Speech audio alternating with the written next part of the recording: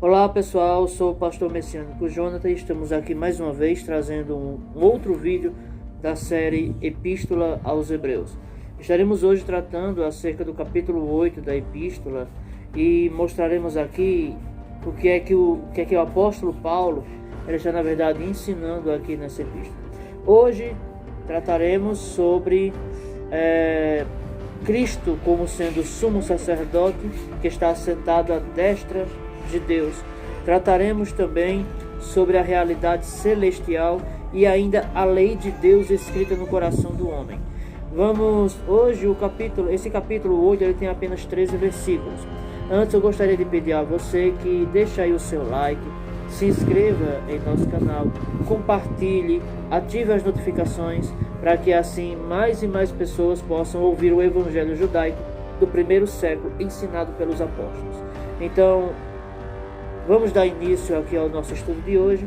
Estaremos hoje com o capítulo 8 da Epístola aos Hebreus. Capítulo 8, versículo 1, diz assim: Ora, a suma do que temos dito é que temos um sumo sacerdote tal que está assentado nos céus à destra do trono da majestade. Veja aqui que ele fala o seguinte. Ora, vamos aqui colocar em palavras mais fáceis, né? Ora, o resumo do que temos dito é o seguinte: temos um sumo sacerdote tão santo que está assentado nos céus à destra do trono da majestade, ministro do santuário e do verdadeiro tabernáculo, o qual o Senhor fundou e não o homem. Aí, peraí, iremos hoje começar a falar também sobre a doutrina do santuário celestial. O que é esse santuário celestial? Amados, essa doutrina ela é um pouco deturpada pela igreja adventista do sétimo dia, pois eles creem que há um santuário, que há uma construção a qual Cristo entra nessa construção para fazer sacrifícios. Então, vamos ver um pouco aqui que não é bem dessa forma como eles realmente pensam, mas a doutrina do santuário celestial ela é muito mais simples do que eles ensinam. Então, veja aí o que vai dizer. No versículo 3, porque todo sumo sacerdote é constituído para oferecer dons e sacrifícios. Por isso era necessário que este também tivesse alguma coisa que oferecer. Ou seja, nós vemos aqui no versículo 2 que ele fala de um santuário, que ele é ministro do santuário e do verdadeiro tabernáculo, o qual foi criado por Deus. Se formos parar para ler lá o livro de Bereshit, o livro de Gênesis, veremos ali que Deus criou o homem à sua imagem e à sua semelhança. Gênesis capítulo 1, versículo 26. Então, para que Deus criou o homem? O apóstolo Paulo vai dizer lá em 1 Coríntios capítulo 3, versículos 16 e 17, que não sabeis vós que sois o templo de Deus e que o Espírito de Deus habita em vós? Aquele, porém, que destruiu o templo de Deus, Deus o destruirá, porque o templo de Deus que sois vós é santo. Então, peraí, se nós somos o templo, logo nós somos o santuário de Deus. O que é ser o santuário de Deus? É ser o santuário dos céus. Amados, precisa-se entender que quando a Bíblia fala em reino dos céus, quando fala-se céus, ela porque na verdade está querendo conservar o nome do Eterno. E por essa conservação, por isso que Deus ele fala, as Escrituras declaram que o reino dos céus é a mesma coisa que o reino de Deus. Então, veja, o reino de Deus, de acordo com as Escrituras, ele não é algo físico, mas será. Só que o reino dos céus, ele já chegou. E a mesma coisa que está dizendo que o reino de Deus já chegou. Foi isso que o evangelista João Batista falou: arrependei-vos, porque vos é chegado a vós o reino de Deus. Então, meus amados, esse santuário celeste a qual o apóstolo Paulo fala no capítulo 8, versículo 2 de Hebreus, é justamente aqui, olhe, somos nós Nós somos esse santuário. Então, veja um pouco mais aqui no versículo 4. Ora, se ele tivesse na terra, nem tampouco sacerdote seria, havendo ainda sacerdotes que oferecem dons segundo a lei. No versículo 3, onde nós lemos antes do 4 aqui, veja que ele deixa bem claro que Cristo, por ser o sumo sacerdote, ele deveria também ter alguma coisa que oferecer ao Pai. E o que foi que ele ofereceu ao seu Pai? Uma vida de santidade e sacrifício. Então, no versículo 4, Paulo ele vai declarar aqui que se ele estivesse na terra, ele jamais poderia ser sumo sacerdote. Por que ele não poderia ser sumo sacerdote? Simples, porque de acordo com a lei, como foi lido aqui em Bamidbar, Números, capítulo 18, versículos 21 ao 26, apenas quem era da tribo de Levi poderia fazer parte do sacerdócio. Então isso mostra aqui justamente que se ele ainda estivesse na terra, ele jamais poderia alcançar o sacerdócio no templo.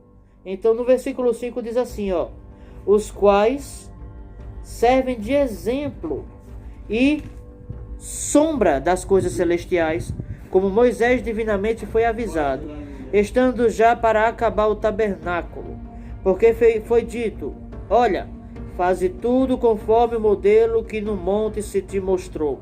Veja que Deus, o Messias, ao ter uma revelação divina, ele mostra o modelo dessa revelação. Para quê? Para representar como ele quer que seja o seu santuário. Meus amados, isso aqui, o apóstolo Paulo, ele está na verdade ensinando sobre a morada de Deus. Então, uma vez que o Messias revelou a Moisés como realmente seria feito o tabernáculo, esse tabernáculo estaria representando a nossa vida em si. Cada parte do tabernáculo é uma parte, é uma personalidade do homem, uma parte do ser humano. Porque é na verdade uma forma de adoração, está ali tratando no âmbito da adoração. Já no versículo 6 diz assim, mas agora alcançou ele ministério tanto mais excelente, quanto é mediador de uma melhor aliança que está confirmada em melhores promessas. Meus irmãos, preste bem atenção no seguinte, que a aliança a qual ele fez, ela é muito superior à antiga. O que era a antiga aliança? A antiga aliança, ela era uma aliança escrita em pedras. A aliança ela estava escrita em pedras, ok? Então, essa aliança, uma vez que Cristo veio, a sua intenção seria, na verdade, escrever ela no coração do ser humano. Um momento. Bem, pessoal, como vocês viram, eu estava aqui passando uma propaganda, infelizmente ainda está, né? Mas acredito que dá para vocês ouvirem, peço perdão aí. Então veja, que no versículo 7 vai começar a falar que se essa aliança ela fosse perfeita, jamais precisaria de uma nova. Mas como que é a nova aliança? A nova aliança ela deve ser com a lei escrita no coração dos homens. A lei precisa ser escrita no coração do ser humano. Olha o que vai dizer o versículo 7. Mas antes de entrar no 7, olha aqui como é que foi mostrado a Moshe o modelo do santuário. No livro de Êxodo, capítulo 25, versículo 40, diz assim, livro de Shemot, Êxodo 25, 40. Está escrito, atenta, pois, que o faças conforme ao seu modelo que te foi mostrado no monte. Ou seja, modelo do tabernáculo deveria ser copiado daquilo que Deus mostrou a Moshe. Aí vamos lá. Não que existisse no céu a construção do tabernáculo. Mas esse modelo seria a cópia daquilo que Deus, por visão, deu a Moshe. Então veja, vamos continuar aqui. Versículo 7. Porque se aquela primeira fora irrepreensível, nunca se teria buscado lugar para a segunda. Ou seja, se a primeira fosse perfeita, jamais teria chegado a necessidade de haver uma nova aliança. Uma aliança renovada. Então vamos ver aqui no versículo 8 do capítulo 8 da Epístola aos Hebreus, o que é que Paulo vai declarar aqui, ó. Porque, repreendendo-os, lhes diz: eis que virão dias, diz o Senhor, em que com a casa de Israel e com a casa de Judá estabelecerei uma nova aliança, não segundo a aliança que fiz com seus pais, no dia em que eu os tomei pela mão para os tirar da terra do Egito, como não permaneceram naquela minha aliança, eu para eles não atentei, diz o Senhor. Porque esta é a aliança que depois daqueles dias farei com a casa de Israel, diz o Senhor. Porei as minhas leis no seu interior e no seu entendimento, e em seu coração as escreverei, e eu lhes serei por Deus, e eles me serão por povo. E não ensinará cada um a seu próximo, nem cada um ao seu irmão, dizendo: conhece ao Senhor, porque todos me conhecerão, desde o menor deles até o maior. Porque serei misericordioso para com suas iniquidades, e de seus pecados e de suas prevaricações não me lembrarei mais. Dizendo nova aliança, envelheceu a primeira. Ora, o que foi tornado velho e se envelhece, perto está de acabar. Então, meus irmãos, o livro de Hebreus, a Epístola aos Hebreus, ela começa citando aqui justamente um texto que é bastante conhecido, inclusive pelos judeus, no livro de Jeremias, capítulo 31, versículo 31 ao 34, onde nós lemos aqui a partir do versículo 8 de Hebreus 8 até o versículo 12. Vamos ver essa citação aqui no livro de Jeremias, capítulo 31, versículo 31 ao 34. Diz assim, ó. Então, amados, a intenção de Deus, de Cristo, sempre foi colocar a Torá no coração das pessoas. Escrever a Torá no coração do ser humano. Então veja o que é que vai dizer aqui. Eis que dias vêm, diz o Senhor, em que farei uma aliança nova com a casa de Israel e com a casa de Judá. Não conforme a aliança que fiz com seus pais, no dia em que eu os tomei pela mão para os tirar da terra do Egito, porque eles invalidaram a minha aliança, apesar de eu os haver desposado, diz o Senhor. Mas esta é a aliança que farei com a casa de Israel depois daqueles dias, diz o Senhor. Porei a minha lei no seu interior e a escreverei no seu coração. E eu serei o seu Deus e eles serão o meu povo. E não ensinará mais cada um a seu próximo, nem cada um a seu irmão, dizendo: conhecei ao Senhor, porque todos me conhecerão, desde o menor até o maior deles, diz o Senhor.